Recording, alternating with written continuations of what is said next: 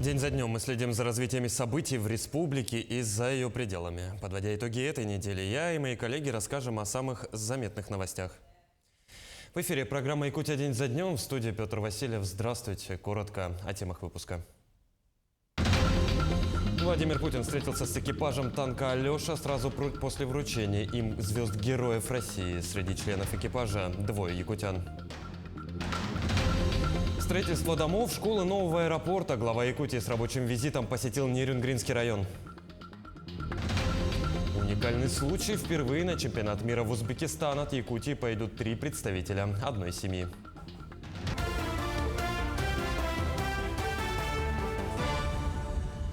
Владимир Путин вручил звезды Героев России экипажу героического танка «Алеша», в том числе и 2 якутянам. Президент страны вручил государственные награды экипажу танка, который в одиночку разгромил колонну бронетехники вооруженных сил Украины на запорожском направлении. Среди них звезды Героев страны получили якутяне Филипп Евсеев и Алексей Неустроев. Золотых звезд Героя России удостоены лейтенант Александр Сергеевич Леваков и ефрейторы Филипп Александрович Евсеев и Алексей Михайлович Неустроев. Этот слаженный танковый экипаж вступил в бой с превосходящими силами противника и совершил, казалось бы, невозможное, совершил подвиг. Не только одержал победу в бою, но и спас своих товарищей, чей танк оказался подбитым. Звание Героя России также удостоен старший лейтенант Расим Рашидович Баксиков. В ходе напряженных боев он действовал мужественно, проявил личную храбрость и героизм. Медаль за отвагу будет вручена ефрейтору Илье Вадимовичу Гаврилову. Грамотно используя беспилотник, он обнаружил врага и точно скорректировал огонь нашей артиллерии. Его эффективное взаимодействие с экипажем танка помогло выполнить сложные боевые задачи. Дорогие товарищи, обращаюсь сейчас к нашим военнослужащим. Благодарю вас за службу, горжусь вами. И, конечно, еще раз от всего сердца поздравляю всех граждан России с 80-летием победы в Курской битве, на Курской дуге.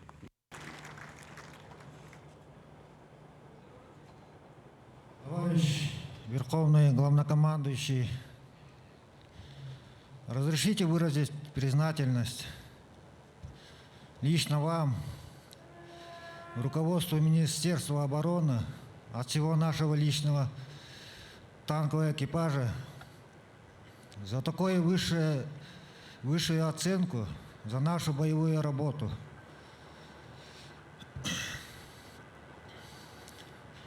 Воины-танкисты с нашей части просили передать вам, товарищ Верховный Главнокомандующий, что впредь и с честью будем выполнять все поставленные задачи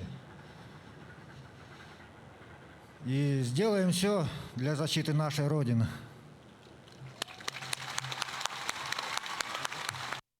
Земляков якутян, членов экипажа прославившегося на весь мир танка «Алеша» Филиппа Евсеева и Алексея Неустроева в телефонном разговоре поздравил и глава Якутии Айсен Николаев. Здорово. Икистин аңарда, Джону Серген атыттан, Сақайрын оқты оқтырын аттырыттан. Мақтал. Қайдақ дұға доғыдың.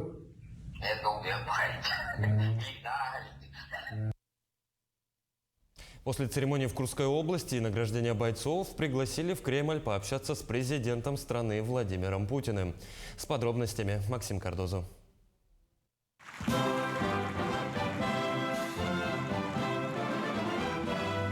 Их имена и лица теперь знает вся страна. Вот он, экипаж танка Т-80 127-й мотострелковой дивизии. Причем вручили золотые звезды Героев России бойцам в самой торжественной обстановке во время празднования 80-летия победы в Курской битве. Это отметил и президент страны уже во время личной встречи. И место знаковое. Все-таки это Курская дуга связана с самыми большими за всю историю войн, и тем более за историю Великой Отечественной войны, танковым сражением. Мне кажется, очень символично, что именно на этом месте, на месте, где наши деды, прадеды сражались, вам вручены были медали Героев России. получается, вот у человека на Курской дуге дедушка участвовал. Правда? Видите, вот. Дед участвовал? Дед участвовал. Ваш дед участвовал на Курской дуге?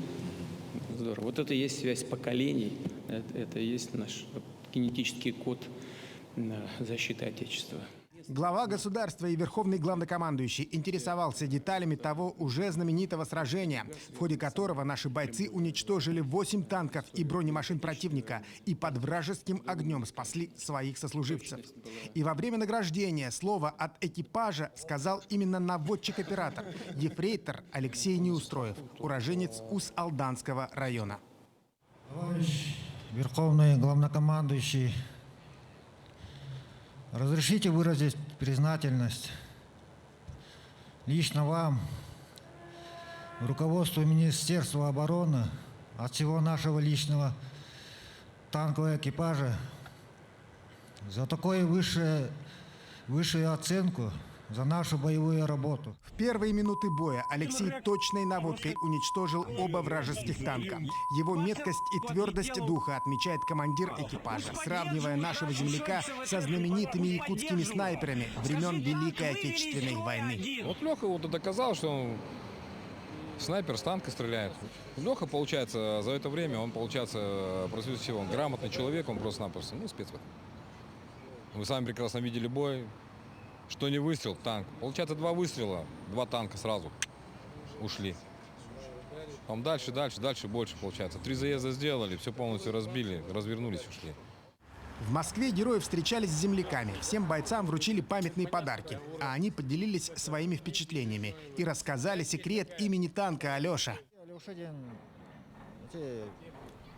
Имя у танка Алеша. Это так коптерщики пытаются маскироваться. В рацию «танк» не кричат. Называют именем человека. В такое непростое время такой позывной дали. И случайно вышло. Все думают, что именно в честь меня назвали. Но это не так. Это просто совпадение. А у нас там один Алеша. Танковый экипаж Алеши был сформирован в начале года. Несколько месяцев тренировок и в бой. Причем парням настолько удалось найти общий язык, что их команду направляли на самые сложные участки. И каждый раз они выходили победителями. Это как раз и есть пример вот такого живой истории, живой ниточки истории, которая идет издалека и приходит через поколение. И часто мы слышим, что сегодня не та молодежь, сегодня как-то мы совсем другие, но в своих основных ценностях гражданина, человека, патриота, я думаю, что эти ребята показали, что мы остались такими же. Бойцы уже стали настоящими знаменитостями и теперь понимают, что звание Героя России – это не только почетно, но и ответственно. Максим Кардозу, Григорий Николаев. День за днем. Москва. Тем временем в Якутии продолжают реализацию мер поддержки для семей мобилизованных граждан. Отработано 12 тысяч заявлений. А адресная помощь оказана 10 тысячам заявителей. Также для оказания материальной помощи семьям существуют специальные программы. Граждане могут воспользоваться психологической, юридической, медицинской помощью. Участники спецоперации и их родные могут трудоустроиться, переобучиться или научиться новой профессии. Подробную информацию можно получить по телефону горячей линии 122. Каждое обращение рассматривает индивидуально. В последние недели наблюдается устойчивая такая тенденция увеличения обращений о помощи в военных госпиталях, прежде всего для снижения боевого стресса, который, соответственно, характерен для вообще бойцов. В целом, наши психологи, работающие в госпиталях, психологи, работающие с родственниками в телефонном режиме, отмечают удовлетворительное состояние бойцов, но тем не менее сохраняется очень острое тревожное настроение среди преимущественно. Новое здание школы построят в поселке Чульман Нерюнгринского района. К работам приступят уже на следующей неделе. Как отметил глава Якутии Айсен Николаев, в ходе рабочего визита возведение трехэтажного здания на 350 мест входит в план социального развития центров экономического роста республики на 23 и 25 годы. Здание планируют сдать к 1 сентября 2025 года. При этом в здании площадью более 6 тысяч квадратных метров предусмотрены учебные кабинеты, зоны для отдыха, мастерские, библиотека с читальным залом, спортивный актовый зал, столовая и медицинский пункт. Также в рамках рабочего визита глава Якутии поручил ускорить темпы строительства 3 домов в Чульмане, в которых 127 квартир приобретены по программе переселения из аварийного и ветхого жилья. Глава региона поручил организовать работы в 3 смены, привлечь дополнительные рабочие ресурсы и технику. Срок сдачи объектов до 1 декабря этого года. Напомню, в Чульмане по программе переселения из аварийного и ветхого жилья с 2016 года построили 17 многоквартирных домов. Около 900 семей переехали в новые благоустроенные квартиры. Всего в Нерюнгринском районе до 2025 года планируется расселить 2664 человека. Глава Якутии Айсан Николаев в ходе командировки в Нерюнгринский район также поручил увеличить количество рабочих на строительство аэропорта, чтобы успеть сдать объект в указанный срок. На сегодня на объекте трудятся 159 человек и 17 инженерно-технических работников. Общая готовность всех объектов составляет 93%. Служебно-пассажирское здание готово на 82%.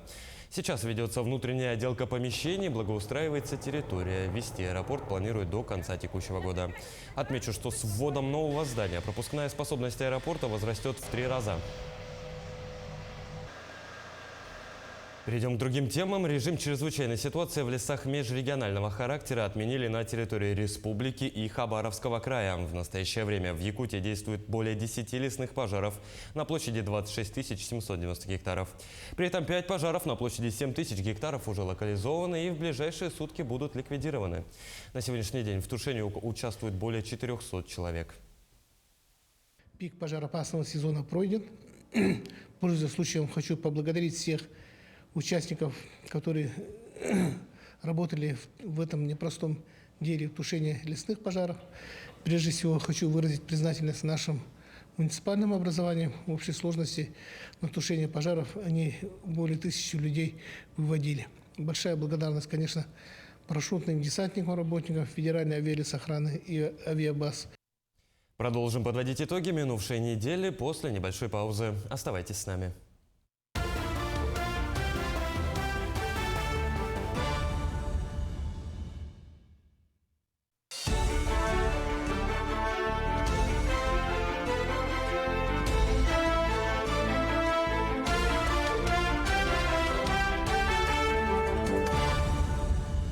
Это итоги недели, мы продолжаем. Официально День шахтера празднуется в последнее воскресенье августа. В 2023 году на эту дату выпадает 27 число. Но основные праздничные мероприятия, приуроченные ко Дню шахтера в Нерюнгри, в этом году прошли 25 августа. Подробности у нашего корреспондента Ивана Лазаренко. По традиции, празднование главного профессионального праздника в Нерюнгри началось у мемориала Алексея Столыпина. Участники торжественного митинга почтили память шахтеров-первопроходцев, погибших при освоении Южно-Якутского угольного комплекса, и отдали дань уважения всем ветеранам шахтерской профессии. Профессия геолога, шахтера, любая профессия, которая связана с угольной промышленностью, это всегда риск, это всегда опасность. И мы сейчас вспоминаем тех людей, в том числе Алексея Столыпина, которые пришли сюда на неосвоенную землю и благодаря чьей жизни, благодаря чему подвигу сегодня здесь у нас появился замечательный, красивейший город Нерюнгри.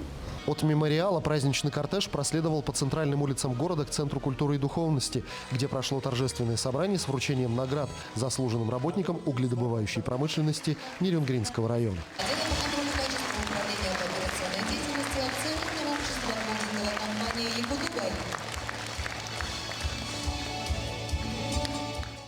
Мы прекрасно с вами помним, как жители Нерюнгринского района, что было 10 лет назад.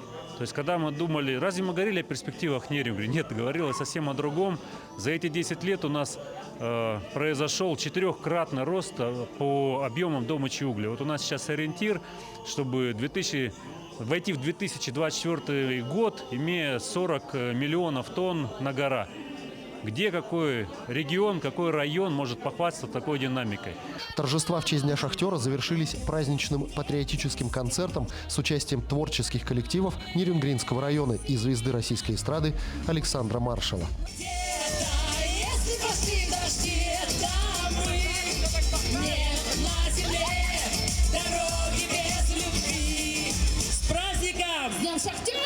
Иван Лазаренко, Захар Головин, Нерюнгри. Ну а в преддверии Дня российского кино, который также отмечается 27 августа, глава республики Айсен Николаев встретился с представителями киноиндустрии, с теми, кто кино производит и занимается его прокатом. Ежегодно в Якутии снимают и выпускают в прокат множество картин. Онлайн-кинотеатры с удовольствием берут фильмы якутских режиссеров на свои площадки. Ну а иностранные прокатчики показывают в кинотеатрах за пределами страны.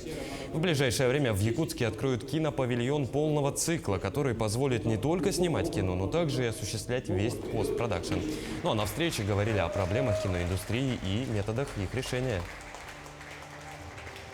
Для нас, вот для производителей, да, которые делают кино, конечно, нам повезло, что все для нас делается сейчас.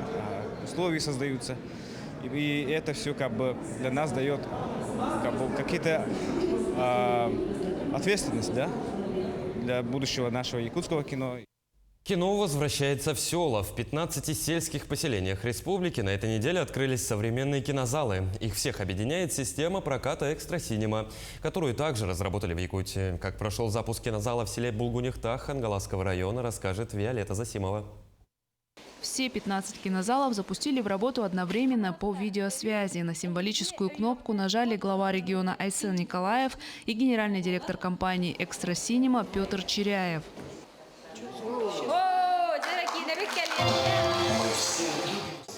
Новый кинозал в селе Булгунихтах разместили на базе местного центра культуры. Комплект кинооборудования и контрольно-кассовая техника были закуплены за счет субсидии регионального Минкультуры. Кинозал работает на платформе «Экстрасинема». Она включает в себя отечественный проектор, который собирают технопарки Якутия, цифровую платформу и стандарт кинопроката. Доставка фильмов осуществляется через интернет, и при этом обеспечивается шифрование и надежная защита цифрового контента от взлома и копирования.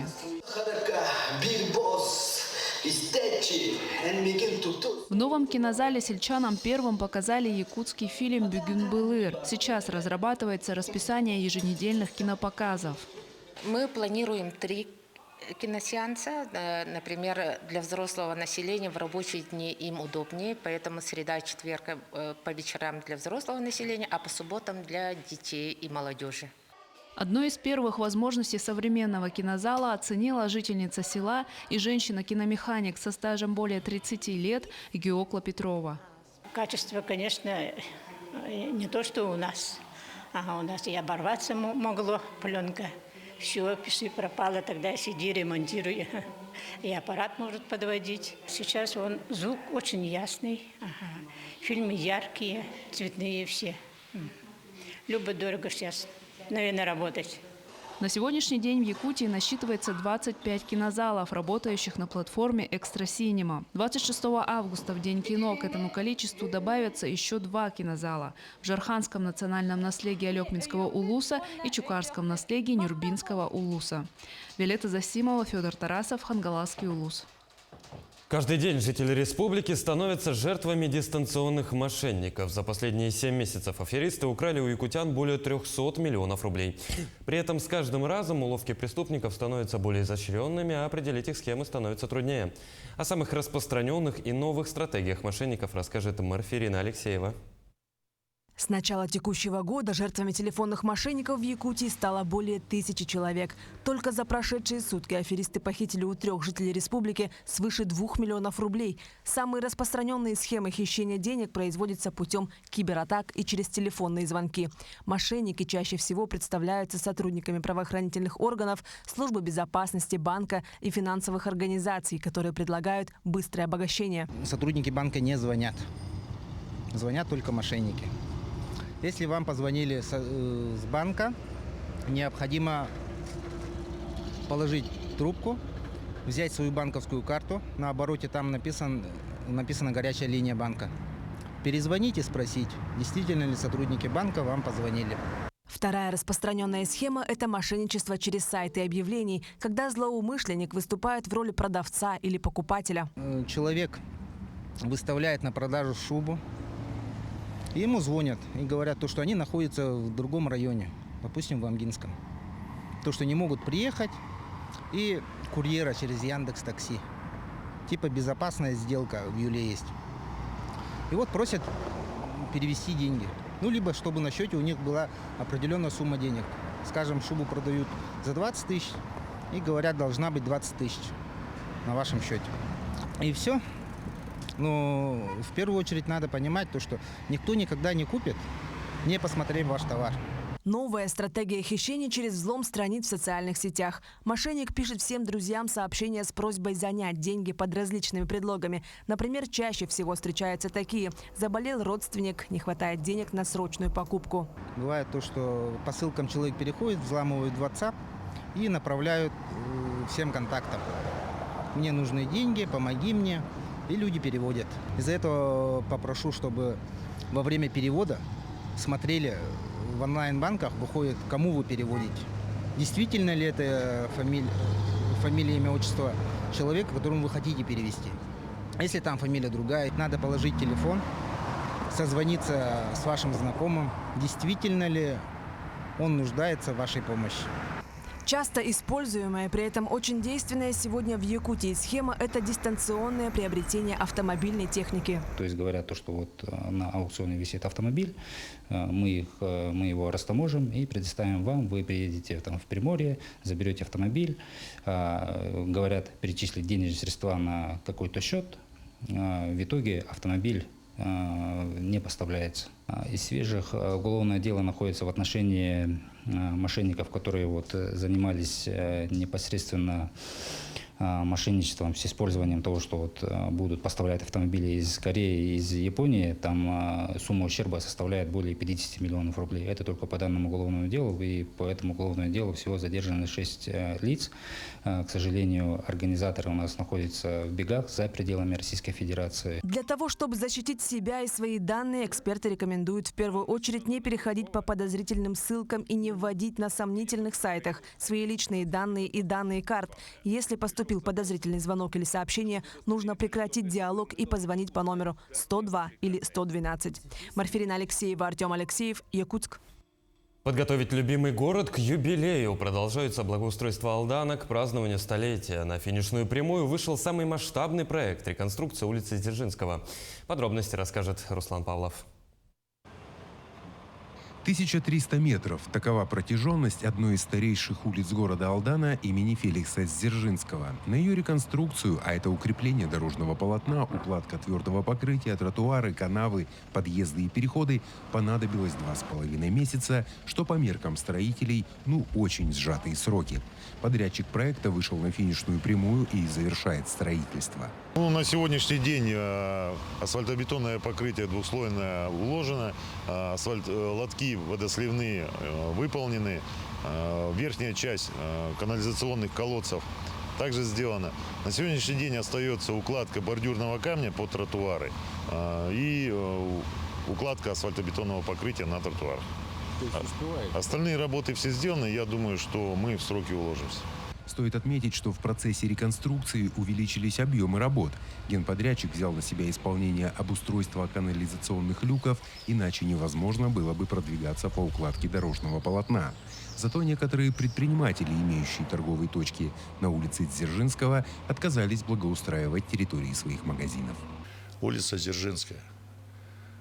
Фамилии не называю, но те предприниматели, которые сегодня отказались благоустраивать свои территории,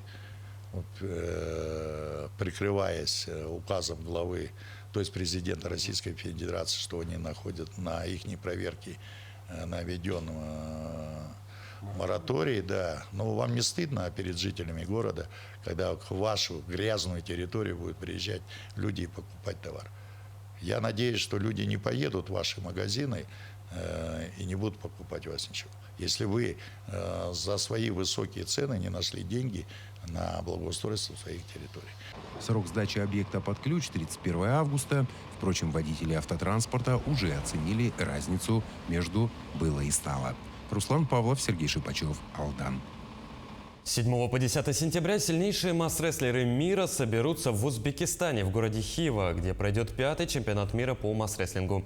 На соревнования соберутся представители 13 государств, в составе сборной России 40 человек, 70% из которых это представители республики. О подготовке сборной Якутии расскажет Александр Хавренко.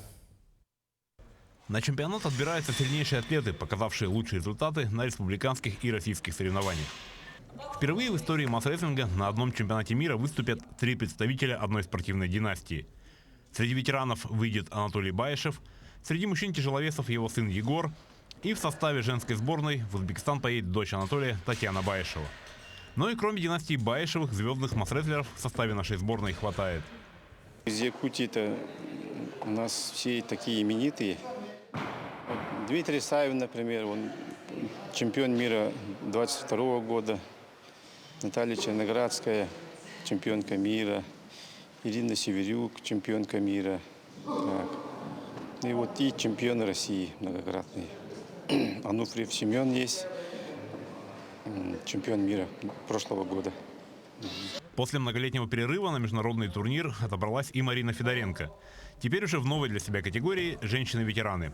6 лет Марина не выходила на международный помост, так что к чемпионату мира в Хиве готовится очень усердно. Подготовка идет полным ходом, можно сказать, уже заканчиваю. Все, что можно было наработать, я уже сделал за лето. Надеюсь на победу, конечно. Все стараются выполнить свои лучшие результаты, готовиться, вот как видите. У каждого своя программа. Поэтому никто там особо не отвлекается на посторонние вещи, просто работают. За последние несколько лет масс-рестлинг обрел популярность в десятках стран. И если на первых чемпионатах мира можно было почти со стопроцентной уверенностью говорить, что весь пьедестал почета будет заполнен якутскими спортсменами, то сейчас и в других странах появились очень мощные и техничные атлеты. Но тем интереснее соревнования и сильнее интрига, кому достанутся золотые медали. Александр Хавренко, Владимир Павлов, Якутск.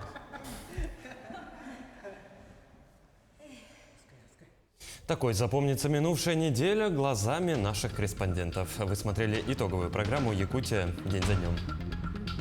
Мы и дальше продолжим следить за развитием событий в республике и за ее пределами. Ну а я с вами прощаюсь. Всего доброго.